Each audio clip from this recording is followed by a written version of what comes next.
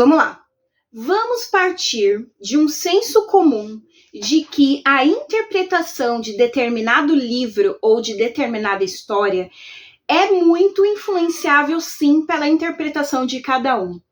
E, em sua maioria, essa interpretação está correta. Esse senso comum, ele tem a mesma origem e faz total sentido.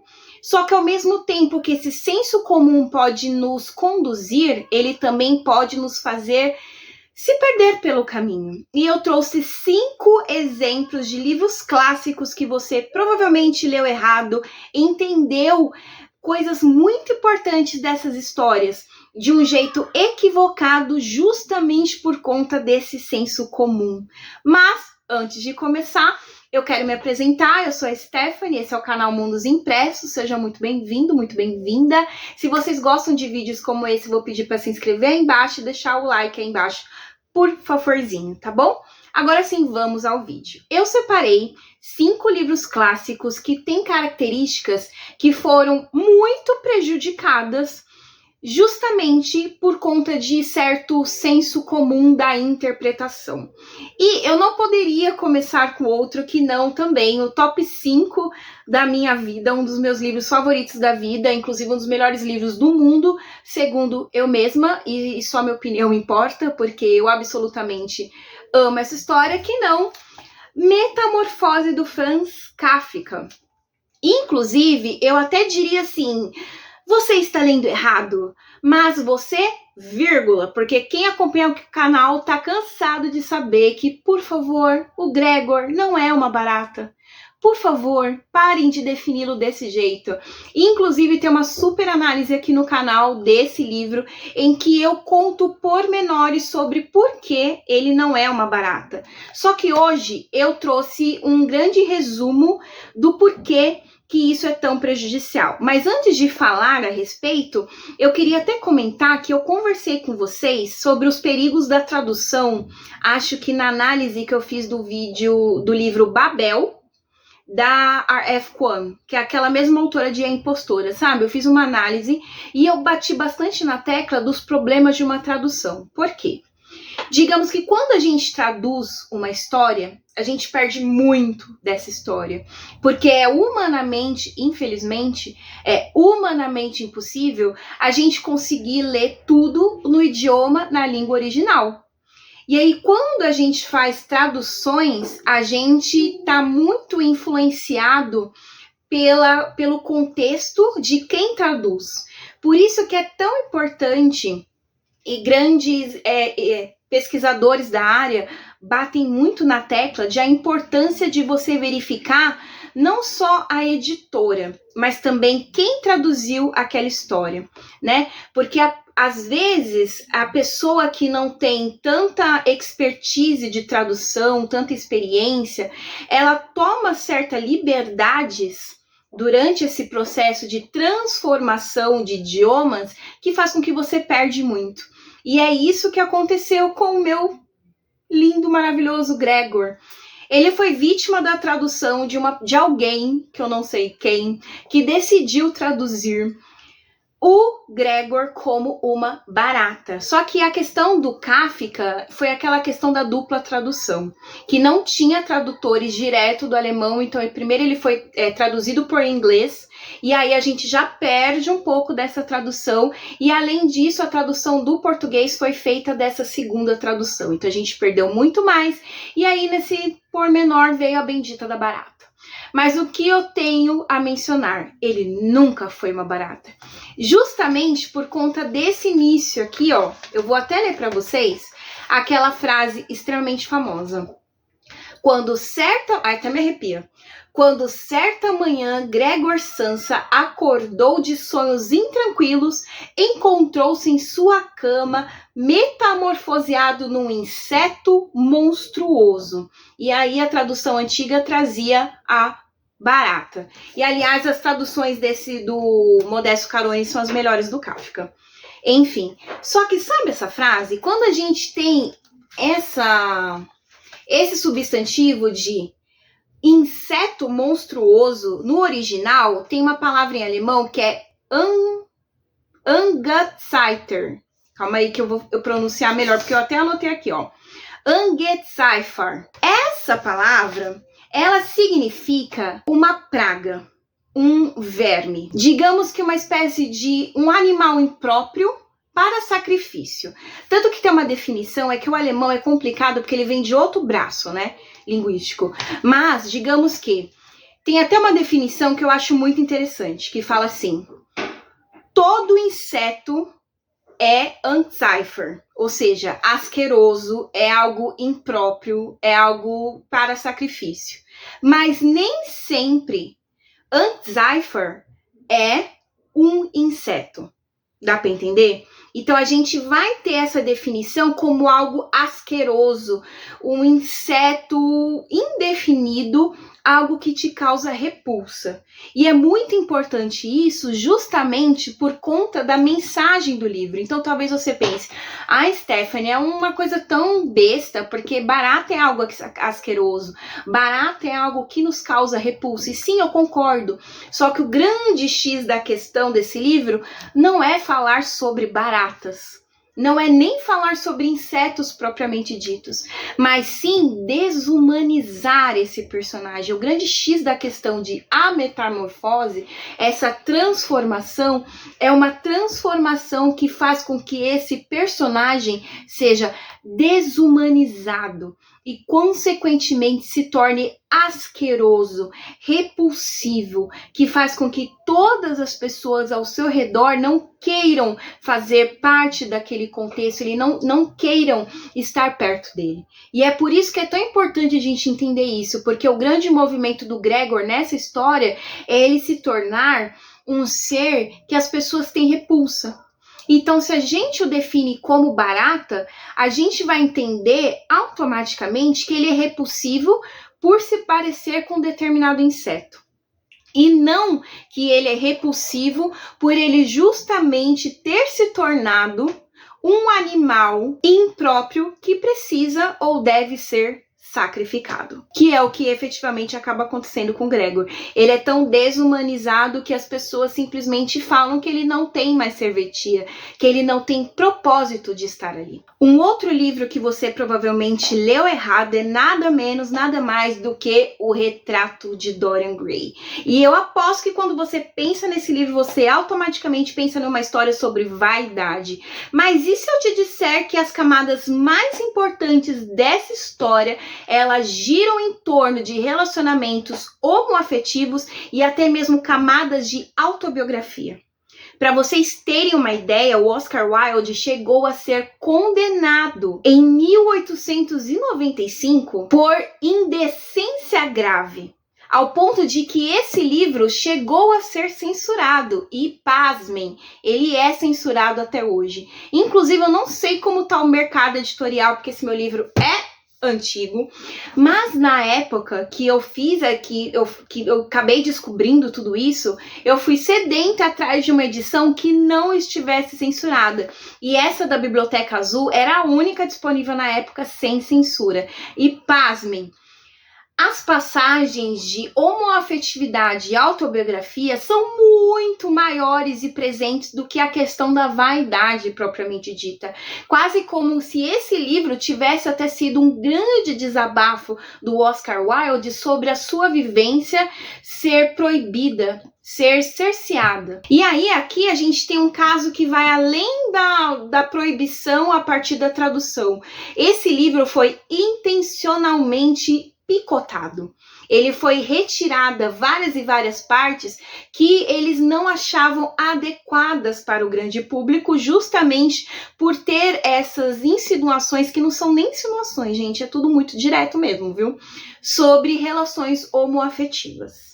E eu acho primordial você ler essa história sem censura, ainda mais para você entender o contexto da época, como era a vida do próprio autor e por que esse livro acaba sendo uma das grandes vítimas de toda a história, porque esse livro, na versão original, é sensacional. O quanto a gente perde de história e até mesmo na narrativa, sabe? Daquela linearidade, quando ele tá censurado, não tá escrito. Você lê esse livro sem censura, é outro planeta. O próximo livro que eu quero conversar com vocês, eu infelizmente não tenho a versão física, eu só li no Kindle e pelo menos eu não tenho pretensão de comprá-lo fisicamente por enquanto, que é Moby Dick.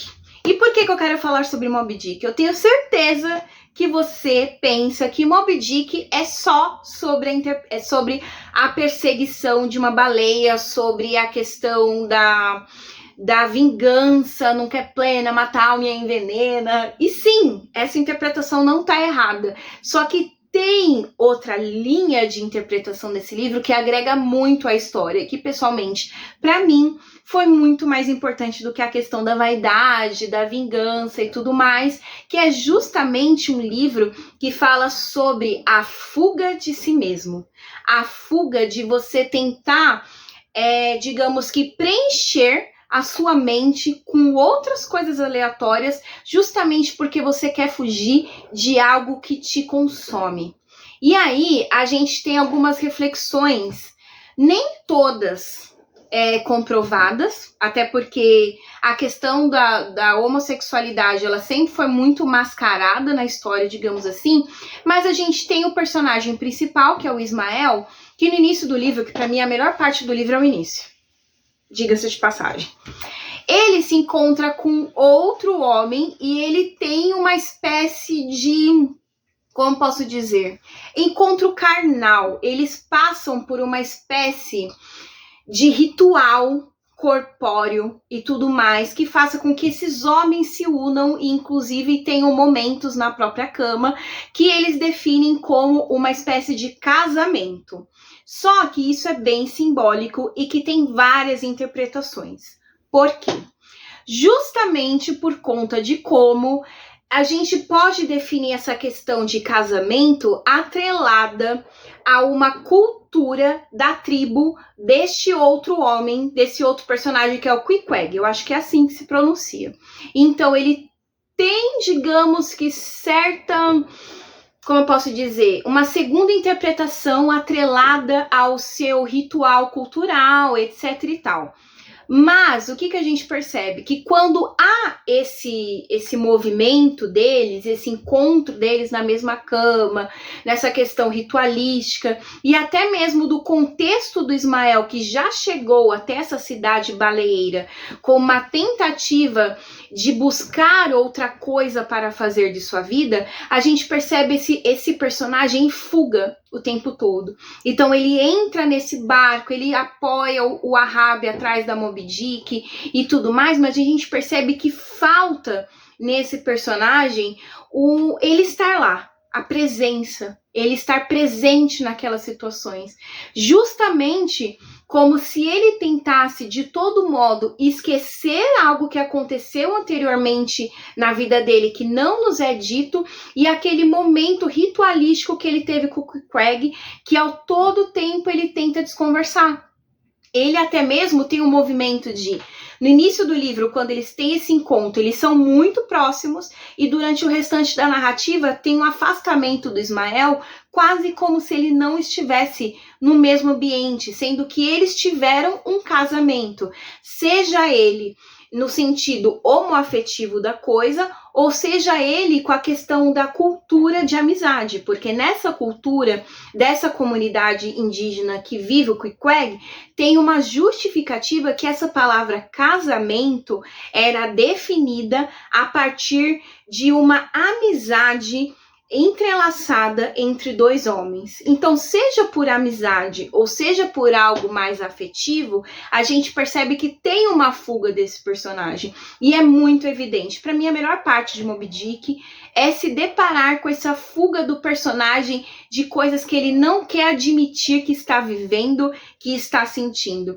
Então, por isso que eu digo, em Moby Dick, não está errado a gente refletir sobre vaidade, vingança, perseguição, etc e tal, não está errado, mas também é absolutamente importante a gente dar aqueles 5 centavos de atenção para o Ismael e todo esse seu contexto de fuga dele mesmo, porque é extremamente interessante e, pessoalmente, para mim, é a melhor parte da história. Agora, eu queria comentar com vocês sobre 2 livros que falam bastante sobre exclusão, e talvez a gente acaba deixando esses temas de lado. O primeiro deles é Frankenstein, da Mary Shelley. Normalmente, a gente reflete nessa história como um cientista, um médico que foi brincar de Deus e não soube lidar com as consequências.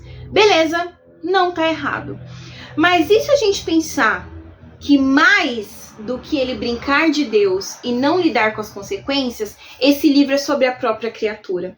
A própria criatura que acaba sendo colocada no mundo sem a sua vontade, com todas as suas deformidades de consequência do ato de uma outra pessoa, e que devido a tudo isso, ela vive em intensa exclusão social. Então, mais do que tudo, Frankenstein para mim é sobre exclusão, sobre a tentativa de alguém que tenta pertencer ao meio. E justamente por conta de atitude de outra pessoa e outras tantas que olham para ele e sentem repulsa, o expelem. E isso, inclusive, faz com que o personagem se torne agressivo, asqueroso. Será que ele realmente, toda essa monstruosidade, será que faz parte da sua essência ou foi a sociedade que o conduziu a esse desfecho? Será que esse comportamento não foi condicionado? É uma grande reflexão que esse livro traz, e muitas vezes a gente fica preso naquela superfície de que o doutor, ele simplesmente brincou de Deus e deu muito ruim. E é muito mais do que isso.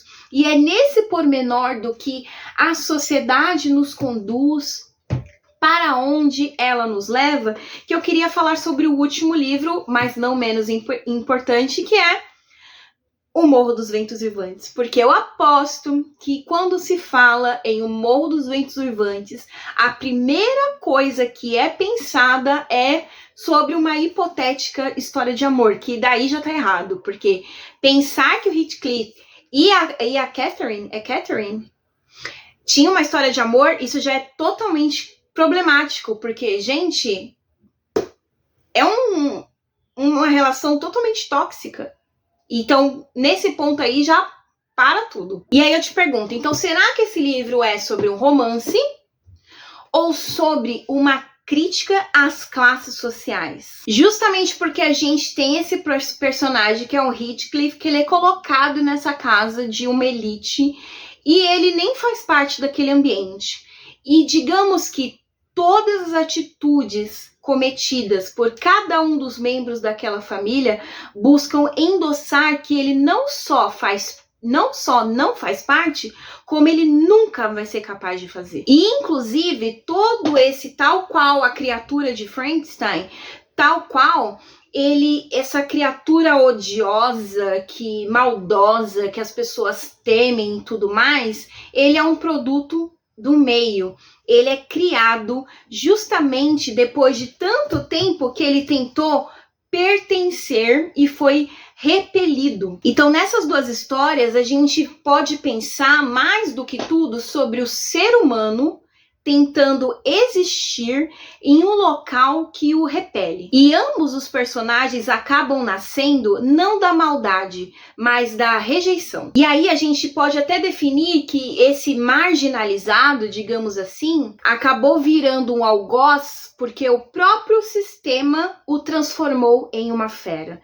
E aí eu pergunto para vocês, tem como definir esse livro como uma simples ficção científica de brincar de Deus, e esse livro como uma história ainda mais assustador? Tem como definir esse livro como algo romântico?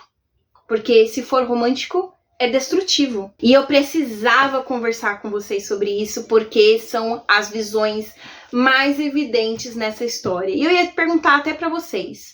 Para vocês, tem algum livro clássico que vocês veem que no senso comum falta um viés de interpretação ou um olhar diferenciado? Para vocês, tem algum outro livro? Vocês já perceberam também em algum desses livros os pontos que eu mencionei? E, se vocês quiserem, eu posso até refletir numa parte 2, que reflexões a partir de livros clássicos que talvez a gente acabou deixando passar.